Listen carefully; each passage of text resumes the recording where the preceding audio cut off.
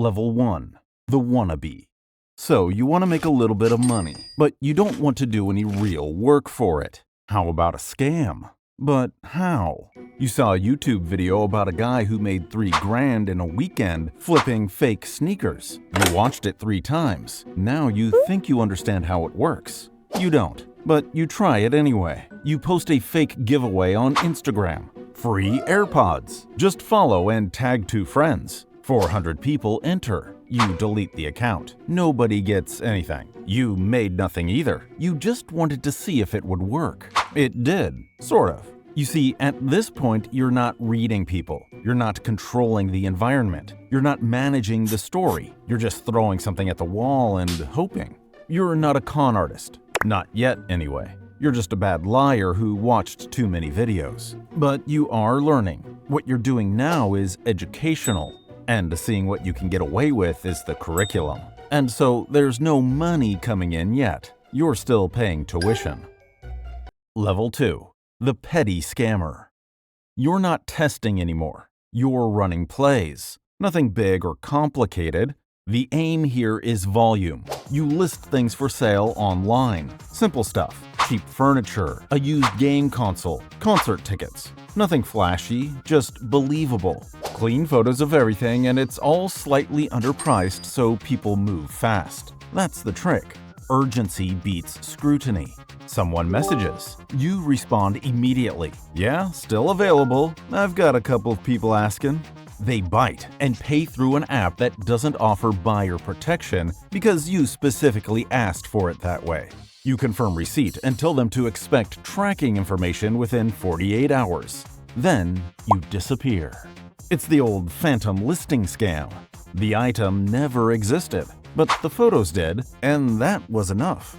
You run the same listing under different accounts across different platforms. New photos, new username, same scam. Some accounts get flagged and banned. You make 3 or 4 new ones. Every transaction is a stranger who will never trust you again, on a platform that is actively trying to remove you. You're not building anything. You're just taking small bites and running. Level 3. The Opportunist.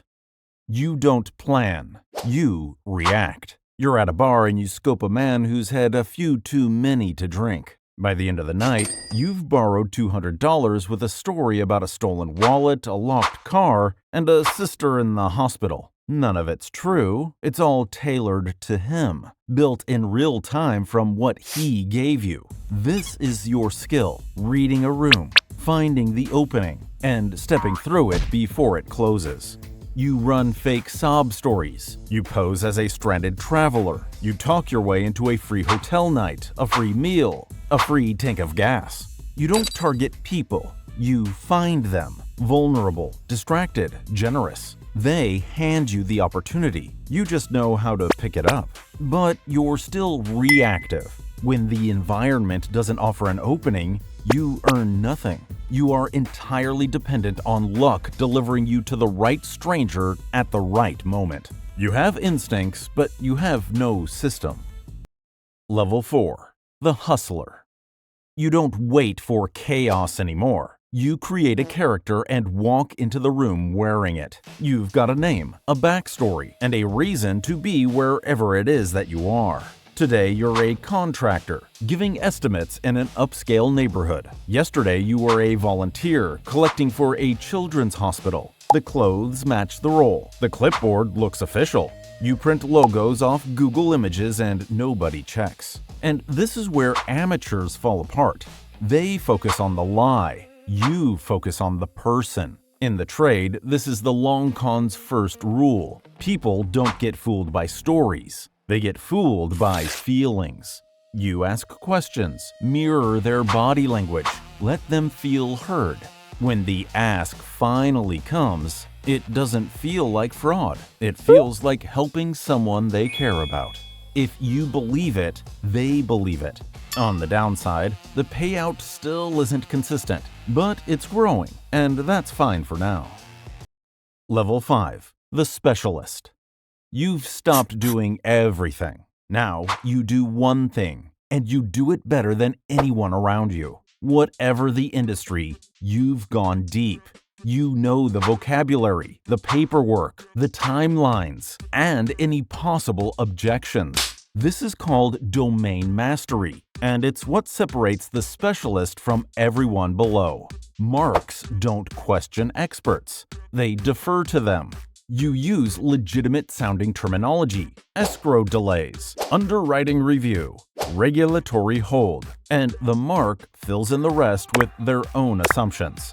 The con runs on their credibility gap, not yours.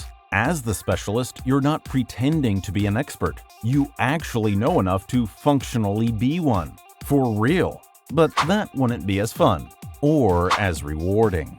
But the turnaround tends to be longer.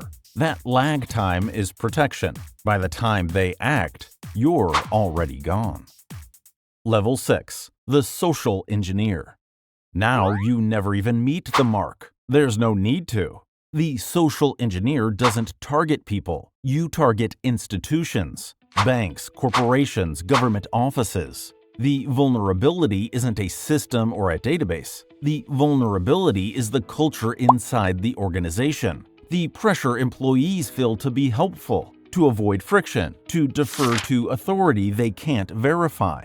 You study that culture before you make a single move. You call the main line of a regional bank. You tell the receptionist you're from the IT department, troubleshooting a permissions issue ahead of a software rollout. You ask her to confirm her employee login so you can check her access profile. She gives it to you. This is called pre-texting, constructing a false scenario credible enough that the target volunteers the information themselves. Nobody was tricked dramatically. She just answered a reasonable question from a colleague she'd never met, which is something she does every day.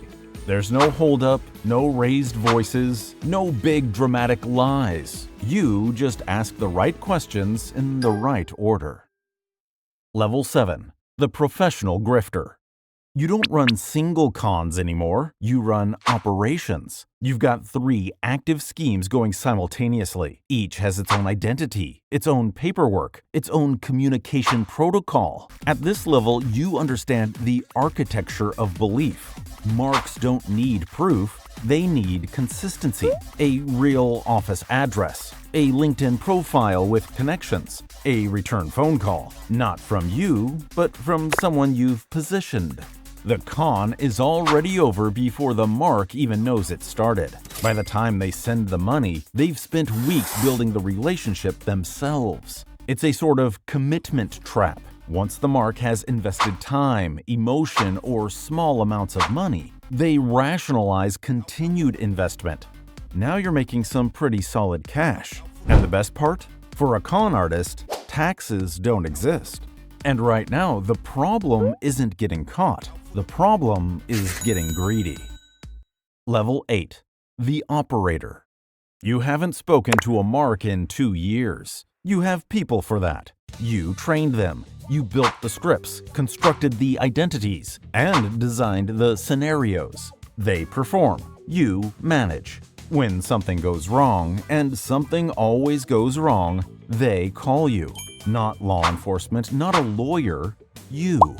Now you have organizational insulation. Every layer between you and the transaction is a layer of legal distance. Your name appears on nothing. Your voice is on no recordings. You communicate through intermediaries. And you never put anything in writing. You also take 40% of everything your crew earns. The risk has dropped, but the exposure hasn't disappeared, it's just moved. It now lives inside the people who work for you. Any one of them, offered the right deal by the right prosecutor, becomes the thread that unravels everything. But you trust them, and that's the most dangerous thing you've ever done. Level 9. The architect. You stopped running cons years ago. Now you build the conditions that make them invisible.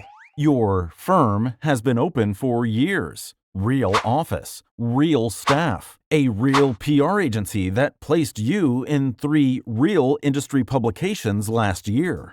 Your junior analyst came through legitimate interviews. The receptionist has no idea. Their presence isn't accidental. It's all part of the facade. Institutional investors don't wire 8 figures to a shell company. They wire it to an organization with people and payroll and a reception desk. It all looks legit, and so do you. You sit on an advisory board. You speak at conferences. People introduce you to other people. The con isn't something you're running anymore. It's something you've become. Level 10. The mastermind. There's no con at this level. That's the point. The mastermind has crossed the point at which the credibility you've built up speaks entirely for itself. Serious institutions are seen with you, so serious people believe in you. Serious people believe in you, so serious institutions are seen with you. You've created a legitimacy loop, and it just keeps looping. You had dinner with a senator last week. You keynote a financial summit in Geneva next month. A university has a building with your name on it. None of it required deception. It only required that you never stop moving forward, and that enough powerful people were believing in you before questions started. You learned how to read every room, every person, every angle, but you never learned how to turn it off. Not in meetings, not at dinner, not alone. And you've done it so long, you don't know who you are without it. You've fallen into the trap of believing your own lies. And that's the thing about this life. Eventually, you become your own mark. You conned yourself.